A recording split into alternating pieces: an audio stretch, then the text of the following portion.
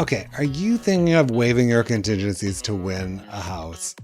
I'm here to say be careful, please. In the next few minutes, I'm going to show you what to keep, what to shorten, and the exact playbooks to reduce your risk without losing the deal.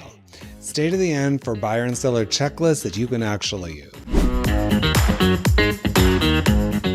Okay, so if your deal went sideways tomorrow, would your deposit be protected? So contingency is a condition to keep the contract alive. Until you remove it in writing, you keep that safety net. Most deals use active written removal. No removal, no risk to your deposit. You'll also hear EMD, earnest money deposit, liquidated damage, and notice to perform, which is a formal nudge to meet your deadline or the other side can cancel. Okay, I'm going to go over some of the basics here, and the third one is the most polarizing one of all. Okay, the financing contingency. Buyers, get pre-underwritten, not just pre-approved. Clear your conditions early and schedule the appraisal day one. Sellers, tighten those dates if you don't have tight dates and request lender updates. Buyers, lock realistically and make sure your lender will call the listing agent to vouch for your file. Files with lender to listing agent calls will close faster and they'll have fewer hiccups. Now, besides you being approved, the home needs to actually be worth what you're paying for it. Appraisals protect the lender and indirectly the buyer. If value comes in low, you can renegotiate. Bring cash to bridge the gap, or you can cancel if you're protected with this contingency. You can also use an appraisal gap clause with a ceiling, meaning you'll cover up to X amount if it is $10,000, appraises $10,000 under, $20,000 under. Sellers, make sure your agent has a comp packet for those appraisers and that they are there to meet with them to give them data and access. If a value came in $30,000 less, do you have a plan A, B, or C? No appraisal, no loan, usually. Here's where financing really bites or doesn't. Okay, now we've talked about the loans. Oh, the inspection contingency. Buyers love inspections because they can find out all these issues and it creates options for them. They can ask for repairs, they can ask for credits, or they can just walk away. Sellers hate them because they mean delays, they mean renegotiating. In San Francisco, smart sellers are going to do pre-inspections to compress timelines and to remove these unknowns. Buyers, focus on health and safety and structure, major systems. Ask for targeted credits. Don't make a big list of things that you saw and were disclosed to you earlier on. This should be done in good faith. Repair list or credit for major items? Which is going to close faster?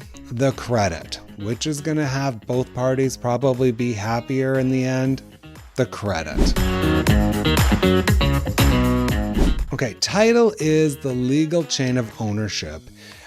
You review the prelim for liens, easements, and on condos and in litigation. Buyers get title insurance at close. Sellers order the prelim before launch and clean up anything weird. Would a utility easement stop your future ADU plans? They might. In hard markets like this, these are really tough. If you need one, show proof your home is prepped, priced, and launching now. Consider a bridge loan or a HELOC, rent back, or a kick-out clause so the seller can accept a backup.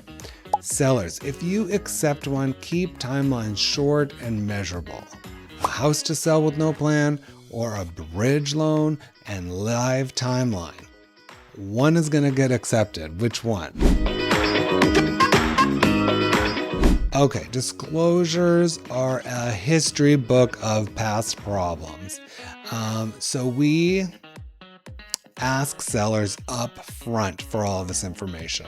These forms are great. They've taken every issue that's happened in the past and brought it up to the seller so they can say if it's an issue here or not. We've got a transfer disclosure statement, a seller questionnaire, on and on. For condos, we've got HOA budgets, CC&Rs, any litigation. A robust package gives sellers leverage because it lets buyers shorten review periods with confidence. Well-documented listings tend to close faster and with fewer hiccups and fewer credits.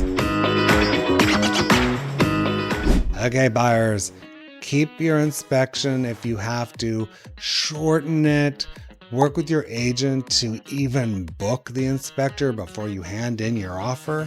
Use an appraisal gap with a cap. That can help. Bring comps. Get pre-underwritten so you can order that appraisal on day one. Sellers, do those pre-inspections. Complete your disclosures before launching. Have your HOA packets ready day one. Get that prelim ordered immediately. Make sure your agent has a matrix with the price, the cash to close, timelines, any contingencies that are in there, and that they're calling the lender. Counter for certainty, tighten those dates. Get the right rent back if you need it. This is the moment where most people decide what to keep and what to shorten.